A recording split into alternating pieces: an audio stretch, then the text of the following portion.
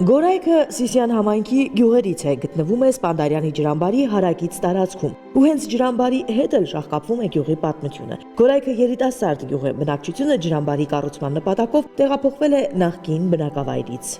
Այս տարածքում դեռևս հարյուրավոր, հազարավոր տարիներ առաջ ապրել են մեր պապուպապերը եւ բազմաթիվ իհարկե կան հին հուշարձաններ, կան բազմաթիվ բնակատեղիներ, որոնք վկայում են, որ մենք այստեղ իհարկե նոր չենք եկել։ Գյուղի պատմությունն է անում դպրոցի տնօրեն Մարտուն Թադևոսյանն ու ծանոթացնում վերանորոգման աշխատանքների ընթացքին եւ հետո միասին դեպի դպրոցի ժամանակավոր կայանատեղի ենք քայլում։ Իսկ այստեղ արդեն ամանորին են պատրաստվում։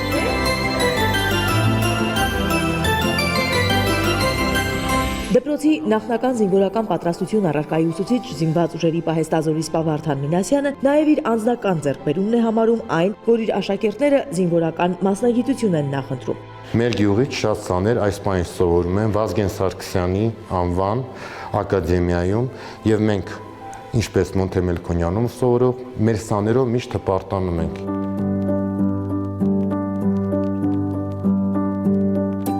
Գորայքցի մոնթեական Օնիկը Եպրաքսիայի որդին է, մոտ օրերս որդին արձակուրդ կգա, կրտսեր քույրն ու եղբայրը սպասում են Օնիկին, որ միասին տոնածառը զարդարեն ու նոր տարին դիմավորեն։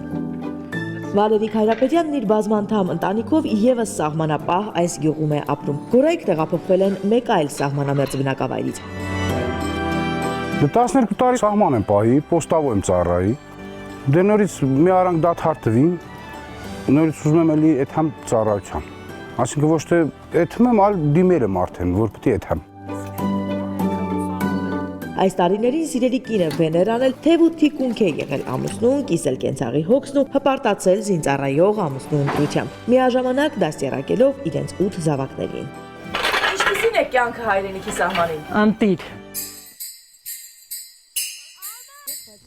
Ես որ տարիքում էլ լինեմ, երբեք չեմ գնա քաղաք, ես պիտի ապրեմ այս գյուղում։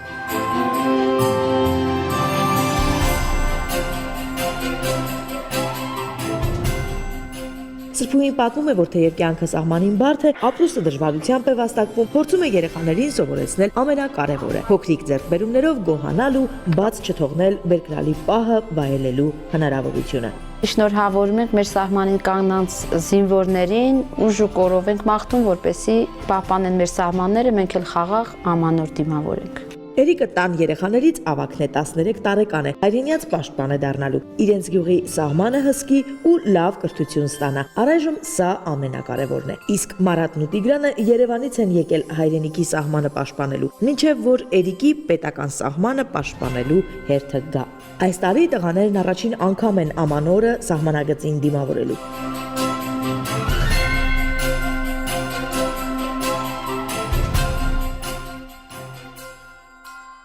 Ես էլ եմ առաջի անգամ նոր տարի նշելու բանակային դիրքերում, շնորհավորում եմ բոլորի ամանորը եւ Սուրբ Ծնունդը։ Ուզում եմ առաջին հերթին շնորհավորել ընտանիքիս անդամներին,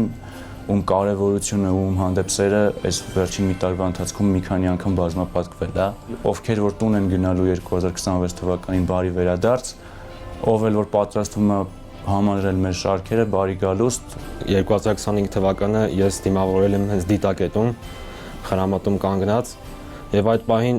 այնպիսի զգացողություններ էր, որ զգում էր միայն պատիվ ու արժանապատվություն լինելով պետական սահմանին կանգնած։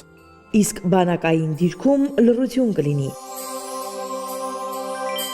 Եվ ձյան ջերմակ փաթիլները հուշիկ կիջնեն վար, մանրիկ սառցեբյուրեղներով ձմեռը խաղաղություն կնախշի սահմանագծին, տների կտուրներին ու բակերում եւ գուցե այնքան իրական թվա ամանորյա հրաշքը։ Նաիրա Համբարձումյան, Հովանես Գրիգորյան, Զինուշ։